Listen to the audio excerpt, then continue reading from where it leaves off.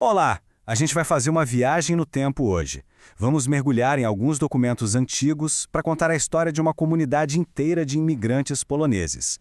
Eles saíram lá do vilarejo de Stary Siołkowice, na Silésia, e cruzaram o oceano até o Paraná.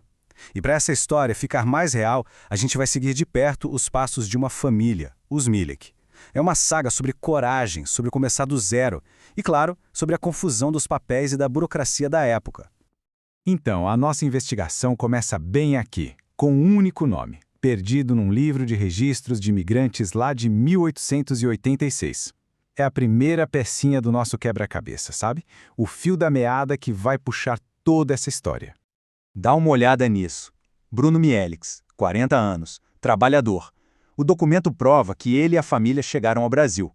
Só que aí já começam as perguntas, né? Primeiro, quem era ele? Por que o sobrenome dele está com esse S no final?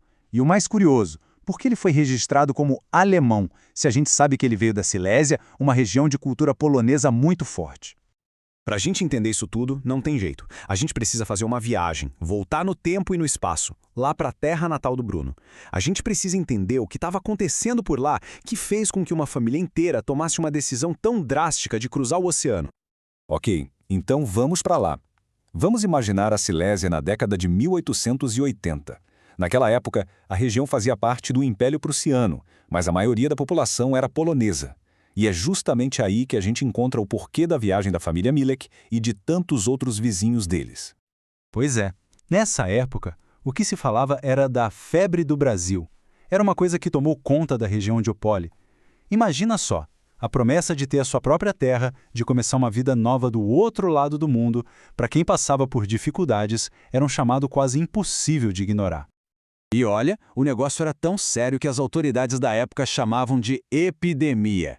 Chegavam a tentar desanimar o pessoal, falando dos perigos da viagem e tudo mais. Mas não adiantava. A vontade de ir embora era muito maior que qualquer medo. E essa decisão não era brincadeira não, era tão definitiva que famílias inteiras como essas que a gente vê na lista renunciavam oficialmente à cidadania prussiana. Era um adeus sem volta, sabe? Um ponto final na vida antiga para poder começar um capítulo totalmente novo aqui no Brasil. Beleza, então. E a jornada em si? Como é que foi isso? Não foi um passeio, com certeza. Foi uma odisseia, uma aventura, saindo de uma vilazinha na Europa para um futuro totalmente incerto aqui na América do Sul. Pensa só no perrengue. Primeiro, numa viagem de trem, provavelmente lotado, até o porto de Hamburgo. Depois, semanas dentro de um navio a vapor, o Valparaíso, com a família toda, cruzando o Atlântico. Uma viagem longa, cheia de incertezas, rumo a um futuro que eles só podiam imaginar. E é aqui que a história fica ainda mais interessante. Olha só que curioso como os registros mudam de um país para o outro. O sobrenome original, Mielek, com E, de repente vira Mielex ou até Milek. E a nacionalidade? De prussiana, vira alemã, para depois finalmente ser registrada como polonesa. Uma confusão. Isso aqui é o retrato perfeito da bagunça que era a documentação no século XIX. Né? Tenta imaginar um funcionário brasileiro que nunca ouviu um sobrenome polonês na vida, tentando escrever o que ele escutava. O resultado é esse. São essas variações que, pra gente hoje, são pistas de ouro para desvendar essa história. E depois dessa viagem toda, o destino final não era uma cidade pronta, não. Era mato, um pedaço de terra onde eles iam ter que construir absolutamente tudo, do zero mesmo. E os documentos da época, olha só, eles confirmam isso. Esse aviso de jornal, por exemplo, anuncia a criação do Núcleo Colonial Antônio Prado, onde hoje é o município de Almirante Tamandaré, ali do ladinho de Curitiba. Era um lugar reservado justamente para esses imigrantes poloneses que estavam chegando. E este mapa? Este mapa é a imagem do sonho deles. Cada um desses retângulos era uma promessa de futuro, um pedaço de terra para finalmente chamar de seu. Para a família Milek, tudo começava ali, num desses quadradinhos de papel. E achamos! Tá aqui, no registro oficial da colônia, olha quem aparece. Bruno Mioletti. E o mais legal é isso aqui, ó.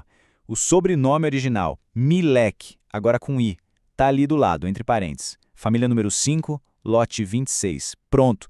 É a confirmação que a gente precisava. A peça final do quebra-cabeça da chegada deles.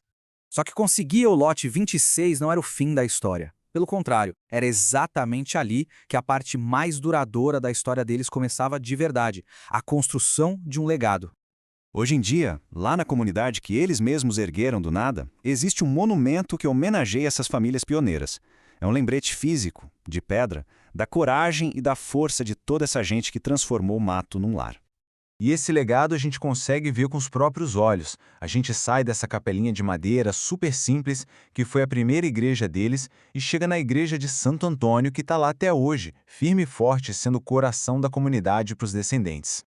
E é assim que a gente fecha o ciclo da vida do Bruno Mielek. Aquela história que começou com um nome num livro de imigrantes, agora a gente consegue seguir ela inteirinha, desde o dia que ele nasceu, lá em Starosilkowice, na Polônia, até o seu lugar de descanso final, aqui, no Brasil, na terra que ele e a família ajudaram a construir.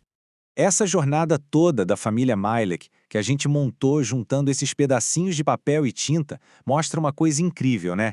Que cada nome num registro antigo, cada mapa amarelado pelo tempo, guarda uma história humana de muita luta, muita esperança.